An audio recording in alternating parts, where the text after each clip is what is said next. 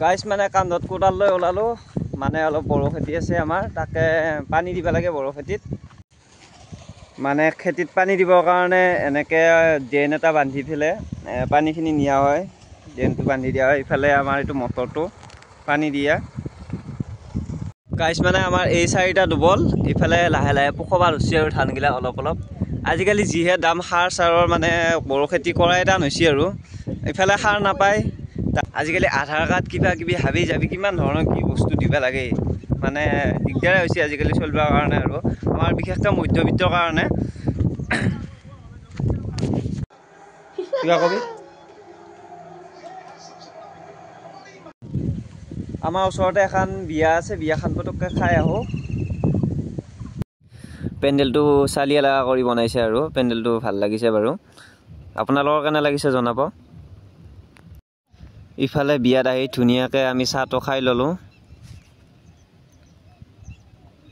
চাহটো খাই উঠি ভোজ খাবলৈ বহিলোঁ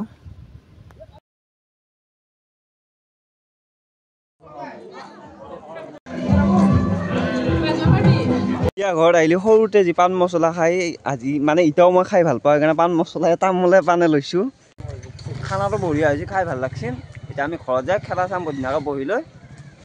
এইহে চলি হেঙা লাগছি দেখিছা নাই কি ধুনীয়াকৈ এইগিলা কামত পুৰা ব্যস্ত চনাই খাই হেঙা বেলি কিমান সময় লাগে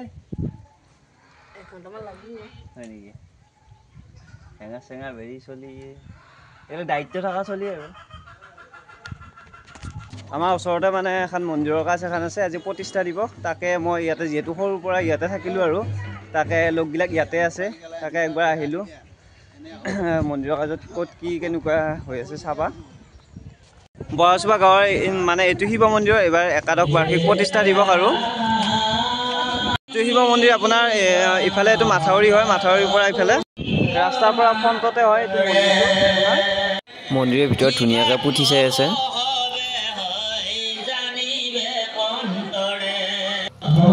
মন্দিৰৰ ভিতৰত সোমাই এটা বঢ়িয়াকৈ সেৱা কৰি লওঁ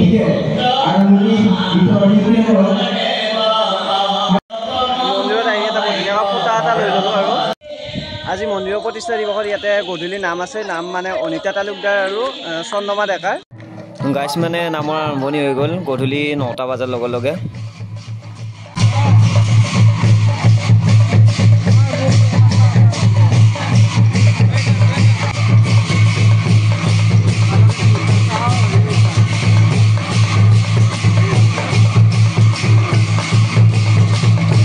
তাৰ পিছদিনে যিহেতু হোলী আছিল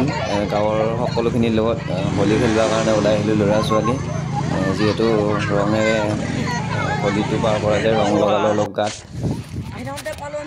মুখৰ মানে অৱস্থা গাইছ ফাকুৱা খেদব আহিছিলোঁ ফাকুৱা খেদব আহি অৱস্থা গাইছ ফাকুৱা খেদি আহি বঢ়িয়া গাটো ধুই ল'লোঁ নদীত অৱস্থা একদম বেয়া কৰি দিছিল মুখৰ অৱস্থা নাই আৰু গাটো ধুই ধুনীয়াকৈ চাফ চিকুণ হৈ ল'লোঁ গাটো ধুই উঠিয়ে গাইছ মানে আমি মঙলে যাম মঙলে ক্ৰিকেট ষ্টেডিয়ামত ধুনীয়াকৈ যাই তাতে আমাৰ মামাৰ ল'ৰাটোৱে মানে ষ্টেডিয়ামত আৰু কোচিং ল'ব সেইকাৰণে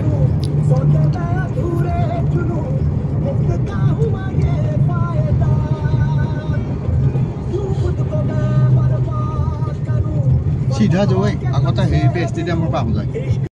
এইটোৱে সেইটো মঙলৈ স্পৰ্টছ এছ'চিয়েশ্যন আমাৰ পৰা বহুত দূৰ নহয় প্ৰায় 18-20 কিলোমিটাৰমান আৰু যিহেতু ষ্টেডিয়ামটোত চববিলাক কাম চলি আছে বৰ্তমান সম্পূৰ্ণ হৈ উঠা নাই সেইকাৰণে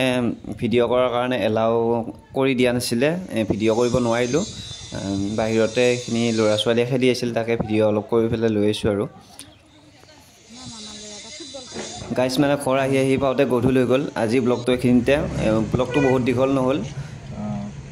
সকলোৱে শ্বেয়াৰ ছাবস্ক্ৰাইব কৰি দিব ধন্যবাদ শুভৰাত্ৰি